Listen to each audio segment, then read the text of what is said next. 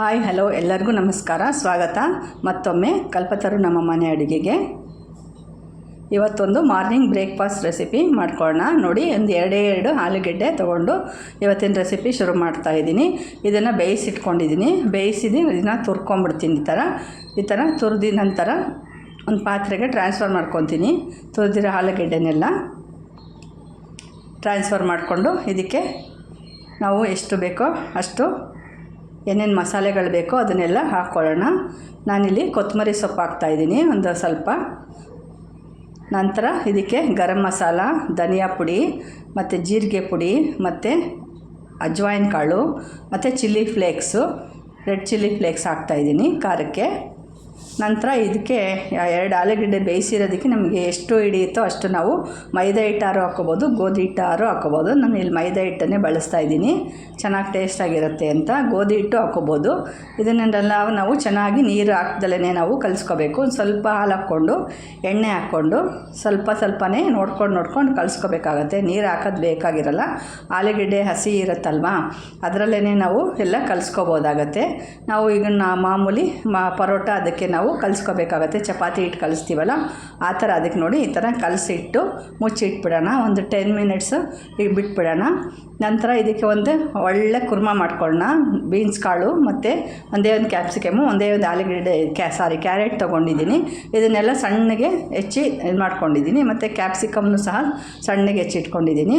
ಈಗ ಗ್ರೇವಿ ಶುರು ಮಾಡೋದಕ್ಕೆ ಒಂದು ಕುಕ್ಕರಲ್ಲಿ ಮಾಡ್ಕೊಂಬಿಡೋಣ. ಯಾಕೆಂದರೆ ಕಾಳು ಬೇಗ ಬೇಯೋದಿಲ್ಲ, ಅದರಿಂದ ಕುಕ್ಕರ್ ಉಪಯೋಗಿಸ್ತಾ ಇದ್ದೀನಿ. ಎಣ್ಣೆ ಹಾಕ್ಕೊತೀನಿ. ಒಂದು 3-4 ಸ್ಪೂನ್ ಎಣ್ಣೆ ಹಾಕ್ಕೊಂಡು ಸಾಸಿವೆ ಹಾಕ್ಕೊತಾ ಇದ್ದೀನಿ. ಸಾಸಿವೆ ಹಾಕಿದ ನಂತರ ನಾವು ಇಲ್ಲಿ ಸಣ್ಣದಾಗಿ ಹೆಚ್ಚಿಟ್ಟಿರೋಂಥ ಒಂದೇ ಒಂದು ದೊಡ್ಡ ಈರುಳ್ಳಿ ಹಾಕ್ಕೊತಾ ಇದ್ದೀನಿ. ಈರುಳ್ಳಿನ ನಾವು ಚೆನ್ನಾಗಿ ಫ್ರೈ ಮಾಡ್ಕೋಬೇಕಾಗತ್ತೆ. ಚೆನ್ನಾಗಿ ಫ್ರೈ ಮಾಡ್ಕೊತಾ ಇದ್ದೀನಿ. ಯಾರೆಲ್ಲ ಫಸ್ಟ್ ಟೈಮ್ ನೋಡ್ತಾ ಇದ್ದೀರಾ ನನ್ನ ಚಾನಲ್ನ ಖಂಡಿತ ಸಬ್ಸ್ಕ್ರೈಬ್ ಮಾಡಿ, ಖಂಡಿತ ಮರಿಬೇಡಿ. ಈಗ ಅರಿಶಿನ ಹಾಕ್ತಾಯಿದ್ದೀನಿ.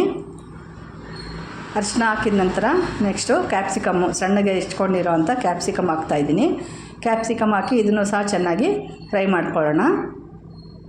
ಚೆನ್ನಾಗಿ ಬಾಡಿಸ್ಕೋಬೇಕು ಕ್ಯಾಪ್ಸಿಕಮ್ನ. ಸ್ವಲ್ಪ ಒಂದು 2 ನಿಮಿಷ ಬೇಯಿಸ್ಕೊಂಡ್ರೆ ಚೆನ್ನಾಗಾಗುತ್ತೆ.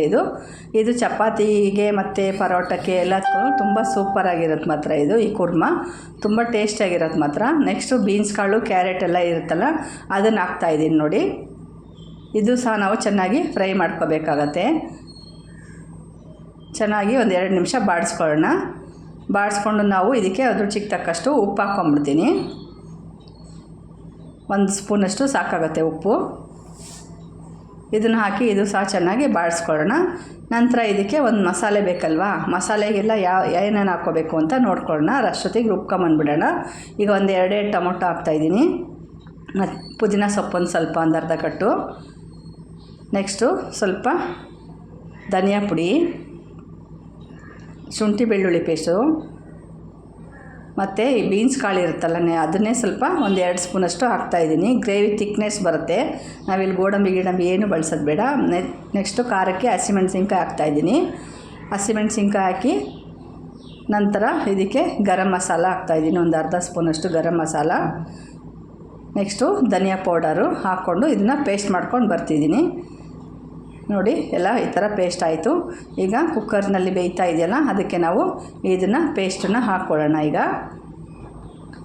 ಹಾಕ್ಕೊಂಡು ಇದನ್ನು ಚೆನ್ನಾಗಿ ನಮಗೆ ಎಷ್ಟು ಅದಕ್ಕೆ ಬೇಕೋ ಅಷ್ಟು ನೀರು ಹಾಕಿ ನಾವು ಕುದಿಸ್ಕೋಬೇಕಾಗತ್ತೆ. ಒಳ್ಳೆ ಗ್ರೀನ್ ಕಲರ್ ಸಾಗು ತುಂಬ ಚೆನ್ನಾಗಿರುತ್ತೆ. ಸಾಗು ಅನ್ಕೋಬೋದು, ಕುರ್ಮ ಅನ್ಕೋಬೋದು, ತುಂಬ ಟೇಸ್ಟಾಗಿರುತ್ತೆ ಗ್ರೇವಿಗೆಲ್ಲ. ಇದು ನೋಡಿ, ಕುಕ್ಕರ್ ಮುಚ್ಚಿ ಒಂದು 2 ನಿಮಿಷ ಬೇಯಿಸ್ಕೊಂಬಿಡೋಣ. ಅಷ್ಟೊತ್ತಿಗೆ ಒಂದು 2 ವಿಷಲ್ಲು. ಅಷ್ಟೊತ್ತಿಗೆ ನಾವಿಲ್ಲಿ ಆಲೂ ಪರೋಟ ಮಾಡ್ಕೊಳ್ಳೋಣ. ನೋಡಿ, ಈ ಥರ ಉಂಡೆನೆಲ್ಲ ತೊಗೊಂಡು ನಾವು ಎಷ್ಟು ಸಾಧ್ಯವಾಗುತ್ತೋ ಅಷ್ಟು ತೆಳ್ಳಗೆ ನಾವು ಲಟ್ಟಿಸ್ಕೋಬೇಕಾಗತ್ತೆ. ಇದನ್ನು ಆಲೂಗೆಡ್ಡೆ ಪರೋಟನ ನಾವು ಚೆನ್ನಾಗಿ ತೆಳ್ಳಗೆ ಲಟ್ಟಿಸ್ಕೋಬೇಕು. ಈ ಥರ ನಮಗೆ ಎಷ್ಟು ತೆಳ್ಳಗೆ ಬರುತ್ತೋ ಅಷ್ಟು ತೆಳ್ಳಗೆ ಮಾಡಿಕೊಂಡ್ರೆ ತುಂಬ ಟೇಸ್ಟಾಗಿ ಬರುತ್ತೆ ಮಾತ್ರ. ಇದು ಹಿಂಗೆ ಹಿಟ್ಟು ಹಾಕ್ಕೊಳ್ತಾ ಲಟ್ಟಿಸ್ಕೊಳ್ಳೋಣ. ಎಷ್ಟು ದೊಡ್ಡದಕ್ಕೆ ಬೇಕೋ ಅಷ್ಟಕ್ಕೆ ಹಾಕ್ಕೊಂಡು ಲಟ್ಟಿಸ್ಕೊಂಡು ನಾವು ರೆಡಿ ಮಾಡ್ಕೊಂಡು ಇಟ್ಕೊಂಬಿಡೋಣ ಎಲ್ಲ ಫುಲ್ಲು. ನೋಡಿ ಎಷ್ಟು ಚೆನ್ನಾಗಿ ಕಾಣ್ತಾ ಇದೆ ಅಲ್ವಾ.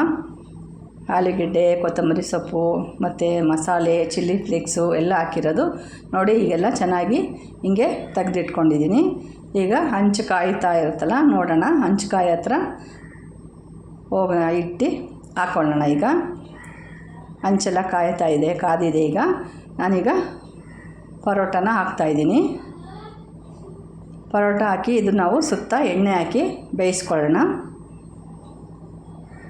ಸುತ್ತ ಎಣ್ಣೆ ಹಾಕಿ ಬೇಯಿಸ್ಕೊಂಡ್ರೆ ಚೆನ್ನಾಗಿ ಉಬ್ಬಿ ಬರಬೇಕು. ಸ್ವಲ್ಪ ಒಂದು 2 ನಿಮಿಷ ನಂತರ ನೋಡಿ ಈ ಥರ 2 ಬದಿನೂ ಬೇಯಿಸ್ಕೊಂಡ್ರೆ ತುಂಬ ಟೇಸ್ಟಾಗಿರುತ್ತೆ. ಪರೋಟ ಮಾತ್ರ ತುಂಬ ತೆಳುವಾಗಿರುತ್ತಲ್ಲ, ಸಾಫ್ಟಾಗಿರುತ್ತೆ ಮಾತ್ರ. ಎಷ್ಟು ತೆಳುವಾಗಿರುತ್ತೆ ಅಂದರೆ ಆರದ ಮೇಲೂ ಸಹ ನಾವು ತಿನ್ನೋದಕ್ಕೆ ತುಂಬ ಚೆನ್ನಾಗಿರುತ್ತೆ. ಇದು ನೋಡಿ ಈ ಥರ ಎಲ್ಲ ಸಾಫ್ಟ್ ಪರೋಟ ರೆಡಿ ಆಯಿತು. ಈಗ ನಾವು ಕುರ್ಮಾನ ಜೊತೆಗೆ ಇದಕ್ಕೆ ಸರ್ವ್ ಮಾಡಿ ತಿನ್ಬೋದು ಪರೋಟನ. ನೋಡಿ ಪರೋಟ ಹಾಕಿ ಕುರ್ಮಾ ಹಾಕಿ ರೆಡಿ ಮಾಡಿ ಇಟ್ಟಿದ್ದೀನಿ, ಸರ್ವ್ ಮಾಡ್ತಾಯಿದ್ದೀನಿ. ಇದು ಪರೋಟನ ಇಷ್ಟ ಆಯಿತು ಅಂದರೆ ನಿಮಗೆ ಖಂಡಿತ ಲೈಕ್ ಮಾಡಿ, ಶೇರ್ ಮಾಡಿ, ಸಬ್ಸ್ಕ್ರೈಬ್ ಮಾಡೋದನ್ನು ಮರಿಬೇಡಿ.